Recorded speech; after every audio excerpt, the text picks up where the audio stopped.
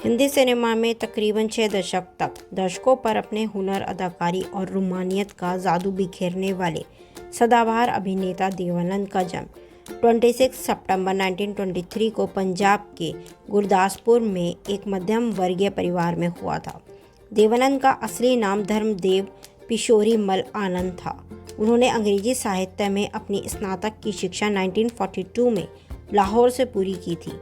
1943 में अपने सपनों को साकार करने के लिए जब वे मुंबई पहुंचे, तब उनके पास मात्र 30 रुपीज़ और रहने के लिए कोई ठिकाना नहीं था। देवानंद ने मुंबई पहुंचकर रेलवे स्टेशन के समीप ही एक सस्ते होटल में कमरा लिया। उस कमरे में उनके साथ 3 अन्य लोग भी रहते थे, जो उनकी तरह ही फिल्म इंडस्ट्री में अपनी पहचान बनाने के लिए संघर्ष कर रहे थे। देवानंद को पहला ब्रेक 1946 में प्रभात स्टूडियो की फिल्म हम एक हैं से मिला। हालांकि फिल्म फ्लॉप होने से दर्शकों के बीच वह अपनी पहचान नहीं बना सके।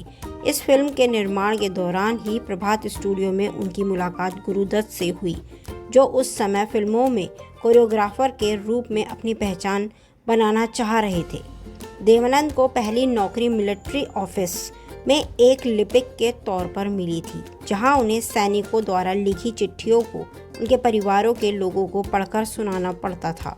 लगभग 1 वर्ष तक मिलिट्री में नौकरी करने के बाद और परिवार की कमज़ोर आर्थिक स्थिति को देखते हुए वह 30 रुपीज़ जेब में लेकर पिता के मुंबई जाकर काम न करने की सलाह के विपरीत वह अपने भाई चेतन आनंद के साथ 1943 में मुंबई पहुंचे।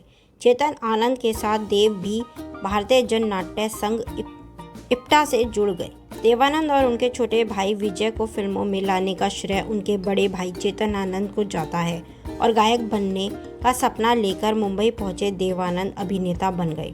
अभिनेता के रूप में पहला ब्रेक 1946 में हम एक हैं से मिला, जो कि फ्लॉप रही। फिर 1948 में जिद्दी उनकी पहली हिट साबित हुई।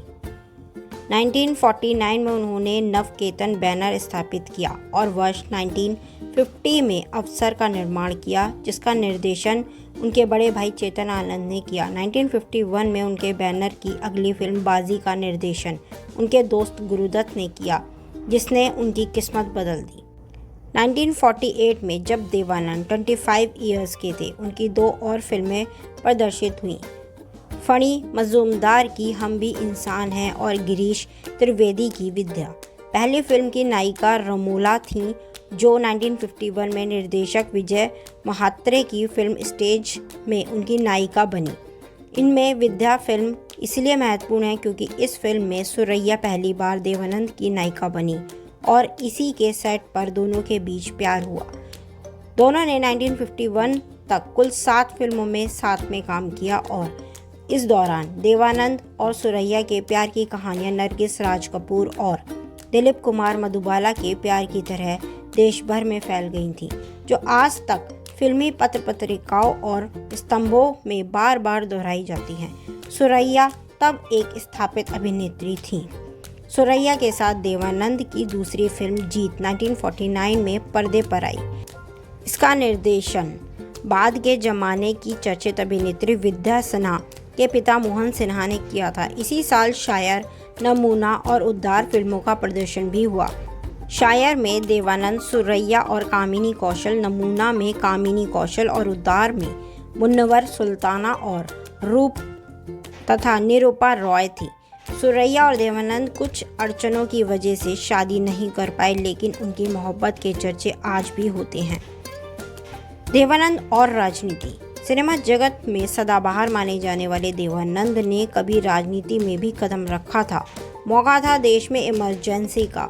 1975 में तत्कालीन प्रधानमंत्री इंदिरा गांधी ने जब देश में आपातकाल लगाने का ऐलान किया, तो देवानंद ने फिल्म जगत के अपने कुछ दोस्तों के साथ मिलकर उनका पुरजोर विरोध किया। बाद में जब आपातकाल खत्म हुआ और देश में चुनावों की घोषणा हुई, तो उन्होंने अपने प्रशंसकों के साथ जनता पार्टी के चुनाव प्रचार में हिस्सा लिया।